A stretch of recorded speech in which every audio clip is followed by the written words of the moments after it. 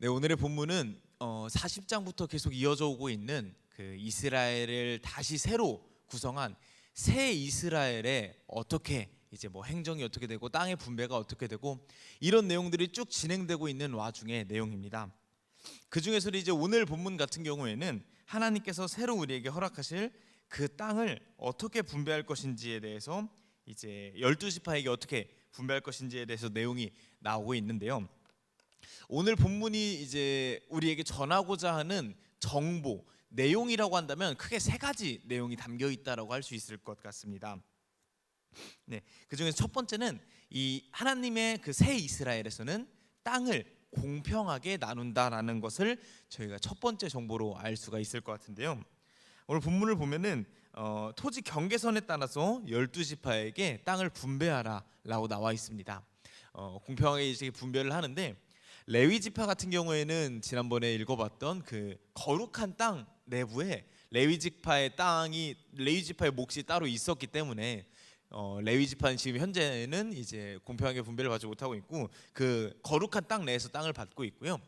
지금 이제 요셉 지파 같은 경우에는 장자의 그 기업을 있는 그런 지파이기 때문에 요셉 지파는 두 몫을 받고 나머지 땅들에게 공평하게 땅이 분배가 되고 있는 이런 상황입니다. 이것이 오늘 본문에서 우리에게 알려주고 있는 첫 번째 정보이고요.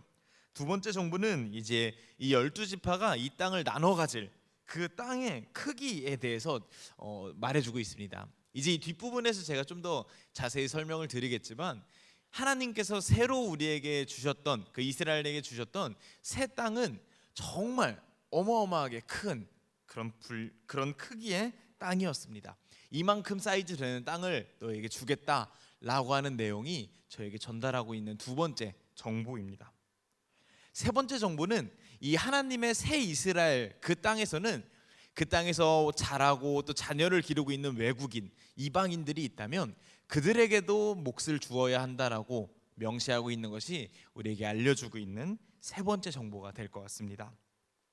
그러면 저희가 본문을 읽고 이런 세 가지 정보, 이스라엘에는 땅을 공평하게 분배했구나, 이스라엘의 땅은 이 정도 크기이구나, 그리고 이스라엘에 사는 외국인들도 땅을 받을 수 있었구나 라고 하는 이 세 가지 정보를 통해서 저희가 함께 생각해보고 또 묵상해볼 포인트가 있다면 무엇이 있을까 함께 생각해보면 좋겠는데요. 그 중에 첫 번째는 이 땅에 대한 생각과 가치가 지금 우리가 가지고 있는 것과는 많이 다르구나 라는 것을 함께 생각해보면 좋겠다는 마음이 들었습니다. 굉장히 당연한 이야기지만 지금 저희가 살고 있는 이 땅에서 땅을 갖는다라는 것의 의미는 돈이 많다, 부자다, 땅을 살 만한 돈을 내가 재력을 가지고 있다라는 그런 맥락으로 저희가 생각을 할 수가 있겠죠. 당연한 이야기입니다.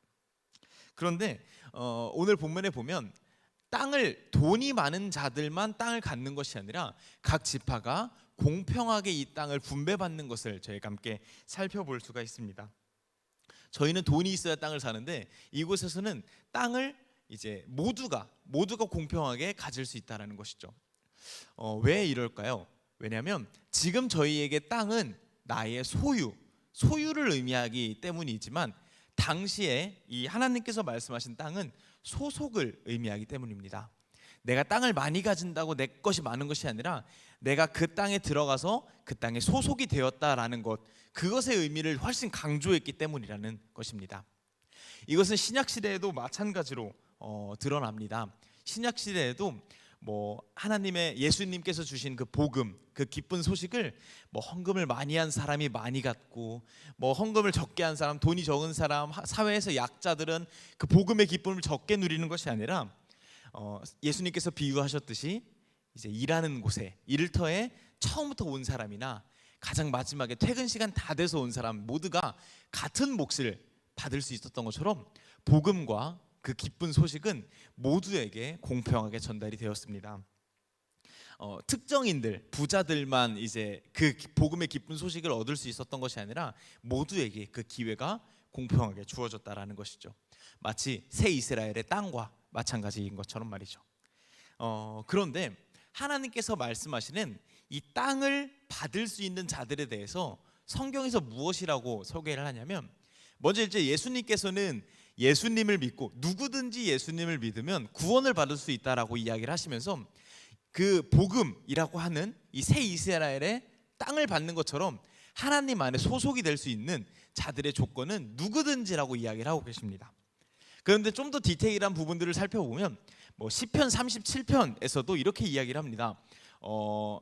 온유한 자는 땅을 기업으로 받을 것이다 라고 이야기를 하시고, 또 저희가 잘 알고 있는 그 마태복음 5장 삼상수훈에서 그 팔복을 이야기하실 때에도 온유한 자들이 땅을 기업으로 받을 수 있다라고 이야기를 하시죠.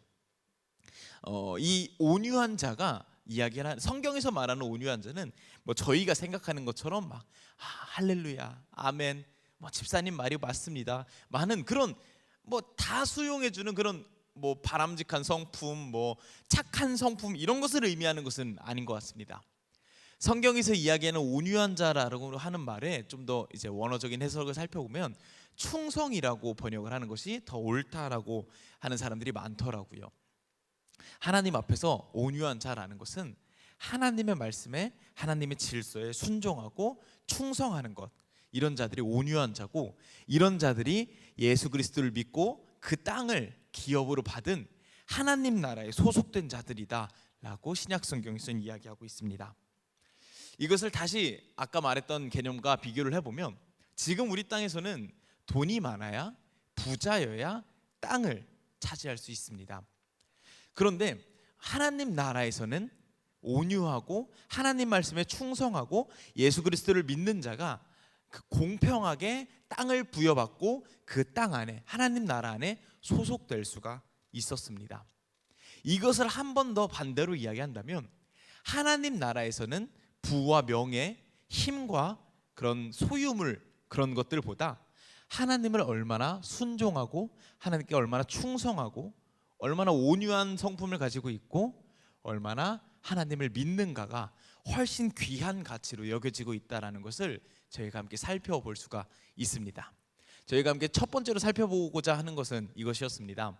땅을 분배하는 모습을 보면서 하나님 나라는 뭔가 부와 명예로 내가 귀한 것을 차지하는 것이 아니라 하나님께 얼마나 온유한 자인지, 하나님을 얼마나 따르는지에 따라서 내가 하나님 나라에 소속이 될 수 있구나 라는 것을 함께 생각해 볼 수 있으면 좋겠습니다.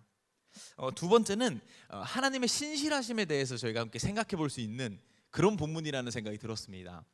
아까도 말씀드렸지만 지금 하나님께서 새 이스라엘 땅을 주시는 이 땅의 넓이가 굉장히 커다랗습니다.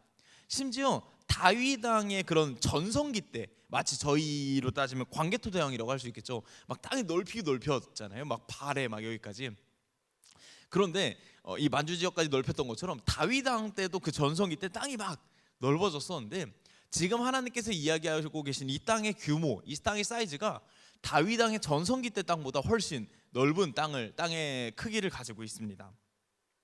그러면 이것을 보고서 되게 굉장히 좀 뭐랄까요, 단편적으로 생각을 해본다면, 이야, 하나님을 믿으면 하나님께서 우리에게 넓고 크신 것, 귀한 것을 주시는구나 라고 이렇게 좀 단편적으로 생각해 볼 수도 있을 것 같습니다. 그런데 좀 더 성경을 자세히 살펴보면 오늘 하나님께서 이야기하고 계시는 이 땅의 넓이와 크기, 그리고 땅의 위치가 무엇을 의미하냐면, 민수기 32장에서 민수기 32장 1절부터 12절에서 하나님께서 모세에게 제일 처음 내가 너에게 땅을 줄 거야 라고 약속하셨던 그 약속의 땅의 크기와 위치를 지금 이야기하고 계신 것입니다. 즉 다시 말씀드리면 지금 하나님께서 오늘 본문에서 이야기하시는 이만큼의 땅의 사이즈를 너에게 줄게 라는 것은 너네가 날 믿으면 더 큰 소유를 갖게 될 거야, 더 많이 누리게 될 거야 라는 것을 의미하는 것이 아니라, 나는 너희에게 약속하신 것을 끝까지 지키는 신실한 하나님이야 라는 것을 메시지로 전달하고 있다라고 생각할 수 있을 것 같습니다. 우리 삶 가운데 어렵고 힘든 일이 닥쳐올 때, 그때 우리가 신실한 하나님을 믿고 의지한다면 분명히 언젠가 성실한 그 사랑으로 우리의 삶 가운데 선한 일을 회복하실 하나님을 기억한다면 우리 삶 가운데 찾아오는 어려움들을 함께 이겨낼 수 있지 않을까 하는 생각이 들었습니다. 특히나 요즘 같을 때 이 신실한 하나님을 믿고 의지하는 것이 더더욱 필요한 때이지 않을까 하는 생각이 들었습니다. 우리가 함께 나누고자 하는 두 번째 생각할 점, 신실하신 하나님에 대해서 이야기를 나눴습니다. 그리고 마지막 세 번째는 소유에 대한 생각이 우리와 하나님이 다르다라는 생각이 들었습니다. 오늘 본문에 보면 이 외국인들에게도 하나님의 땅의 기업을, 그 몫을 확실하게 주어라라고 이야기를 하십니다. 뭐 좀 더 이제 뭐랄까 막 신학적으로 생각을 해본다면 뭐 이방인들에게도까지 이제 복음의 기쁜 소식이 전달이 됐다는 뭐 그런 내용들까지도 우리가 함께 생각해 볼 수 있을 것 같은데, 그냥 오늘 딱 본문에 나오고 있는 이 내용만 살펴본다면 하나님께서 내가 가진 것, 정확히 말하면 내게 주신 것이 어떻게 흘러가길 바라시는지에 대해서 말하고 계신 게 아닐까 하는 생각이 들었습니다. 내게 땅을 주시고 그것이, 그 에너지가, 그 소유물이 나를 향해서 안으로만 향하는 것이 아니라 이웃의 이방인들, 외국인들, 나그네들, 힘들고 어려운 환경에 있는 자들에게 흘러가길 원하시는구나 라는 생각이 들었습니다. 최근에 경주에서 이제 공동체 교회를 이루고 계신 분들에 대한 이야기를 좀 소개받은 적이 있었는데, 이분들은 동네에서 커피를 한 잔 마실 때에도 그 동네 일대를 한 바퀴를 쫙 돌아본다라고 하더라고요. 한 바퀴를 쫙 돌아본 다음에 가장 장사가 좀 안 될 것 같은, 가장 뭐랄까요, 커피가 좀 맛없게 보이는 그런 간판을 가진, 손님이 없어 보이는, 팔이 날려 보이는 그런 가게에 들어가서 커피를 마신다라고 합니다. 그래서 누군가 궁금해서 물어봤다고 합니다. 왜 꼭 그런 데 가서 커피를 마십니까?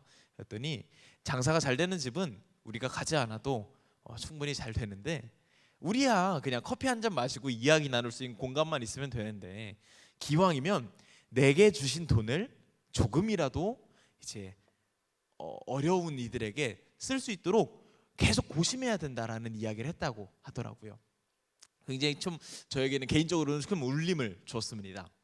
막 그런 장사 안 되는 커피숍에 가십시오 뭐 이런 이야기를 하는 것이 아니라, 항상 우리는 내게 주신 내 소유물이 어떻게 흘러가야 되는지 고심하고 생각해야 된다라는 것을 의미하는 것 같습니다. 오늘 본문의 마지막 부분도 그것을 의미하는 것 같고요.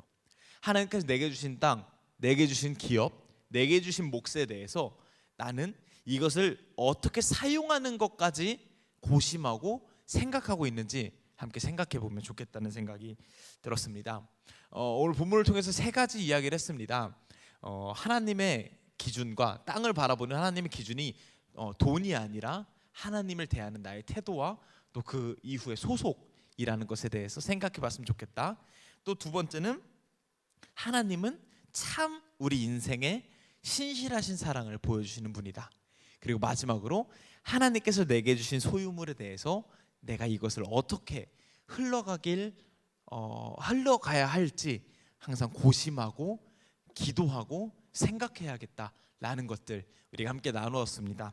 이 세 가지에 대해서 우리가 함께 생각해보고 기도하면서 저희가 오늘 하루를 시작해보면 좋을 것 같습니다. 함께 기도하고서 오늘 마치도록 하겠습니다.